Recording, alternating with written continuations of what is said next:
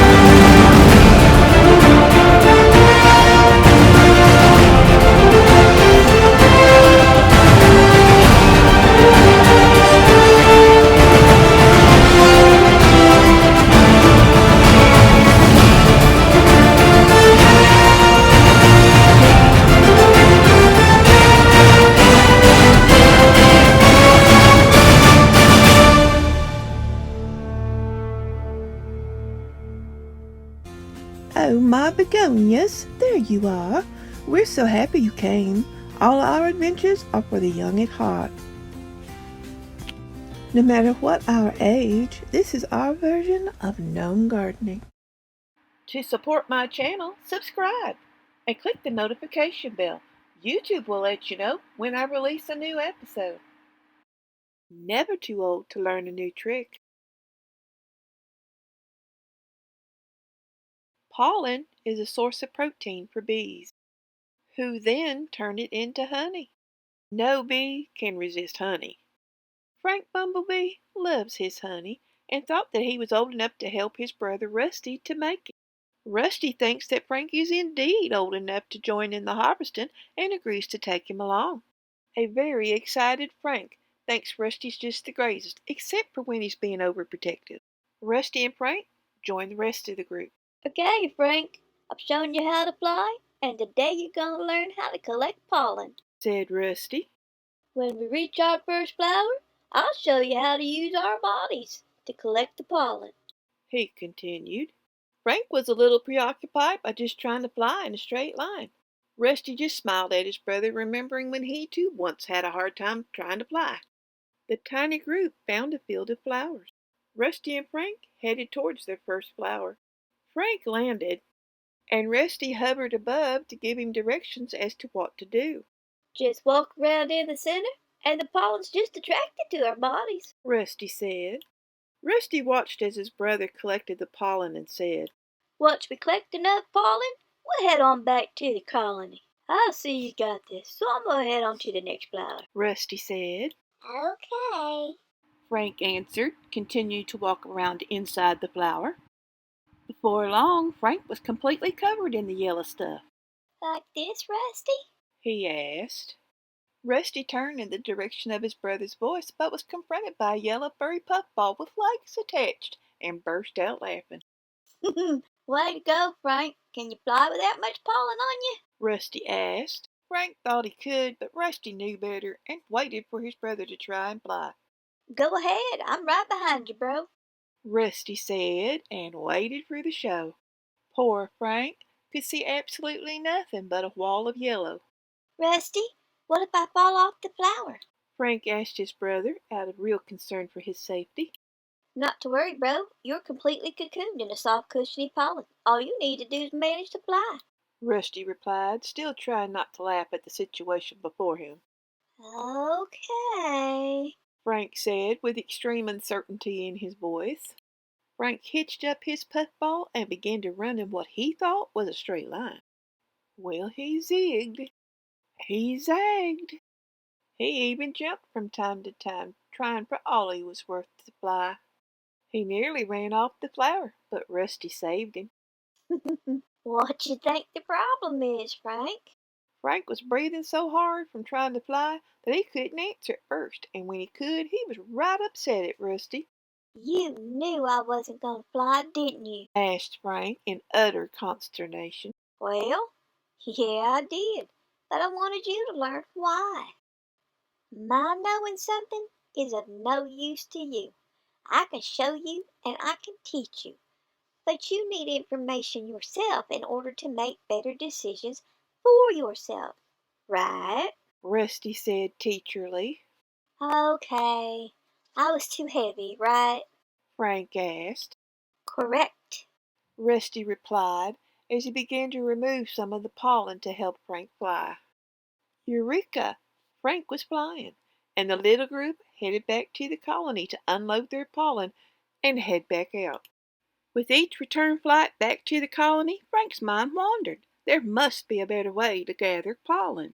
When the bees finished for the day, Frank thought to himself on how to collect pollen faster and more of it. Gnome in the haunted area once told him that every problem has a solution. Just sort out the facts, Frank, and you will always find your answer. Sometimes it may take a while, but the answer is always there. Therium said. Well, seems to me there is an answer. So what can I use to bring home more pollen in less time? Frank asked himself. He then remembered the underground rubbish area in the dragon's den. Frank remembered that the fairies and the gnomes would bring thrown away items from the human world. These items would be taken to the dragon's den. Here they would be sorted into rubbish or useful piles. He thought maybe he could find something useful in the rubbish area and headed off to see what he could find. Here the items are sorted into rubbish or useful piles. Trash piles are incinerated by the dragons using their flames. The rest of the piles are distributed out by the volunteer sorters. At the rubbish area, Frank met Gertrude. She is one of the sorter gnomes when she's not helping other fairies. Frank told her what he'd like to do, and she told him to take whatever he needed. Gertie smiled and said, If you need anything, dear, just give a shout. With this, she turned away and resumed sorting. Frank smiled at Gertie. She truly was a sweet gnome. Then turns back to the pile in front of him. There were needlepoint hoops, legging, strings, and many other things. Frank only chose the hoop and the leggings, but they were too heavy to carry all at once. So he carted them to a nearby field one by one. Then he'd place that one on the ground and go get the other. Upon returning, he began to plot on how to put it together. So Frank tried to stretch the leggings over the hoop all by himself, but this was an impossible feat. He then decided to use heavy rocks to hold the leggings in place. He was sure this would work, but just as he was about to succeed, the material snapped back to its original size. Poor Frank and the rocks were suddenly sent like a rocket to roll upon the ground, and when he came to a stop, all he could do was wait for the dizziness to go away. At this point, he could really hear one of Rusty's lectures and shuddered as he continued to lay on the ground. Sheepishly, Frank shrank within himself at Rusty being right because of the rocks. However, he was still determined to see this through. Frank didn't want to show Rusty his idea just yet. So he went to ask for help from several other bees within the colony. Many bees came to help Frank and to see if his contraption would work. The first group of bees stretched the leggings over the first hoop. Other bees held the leggings in place as the first group placed the larger hoop on top of the smaller hoop. This secured the legging between the two hoops. Frank was so proud of himself. There upon the ground lay his ideal. But all the bees just looked at Frank in confusion. Frank just smiled, as he was sure this would work, so he went to get Rusty and the other bees. What's it for? And What is it? was asked. Why, it's a pollen catcher, Frank informed proudly. Many of the bees wanted to see the catcher in action, so off they went. Frank had some of the bees to hold the catcher under the flower. He had a few inside the flower to release the pollen. He had a few on the outside of the flower to push it over so the pollen would fall out and land in the catcher. All the bees cheered at Frank's success. Rusty flew over to Frank and said in a very proud brotherly tone, Well, little bro, it's never too late to learn a new trick. And I thank you. Way to go, Frank. Everyone cheered at all that pollen. It sure was an interesting sight to see as the bees flew off into the sunset rather lopsidedly from all the weight of that pollen. It was sure nice spending some time with you. Y'all come on back for our next adventure. We'd love to see you. Until we meet again, be kind to one another. Bye now.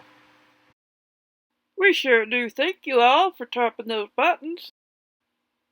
Like, subscribe, and share. May the magic of wonder always fill your heart.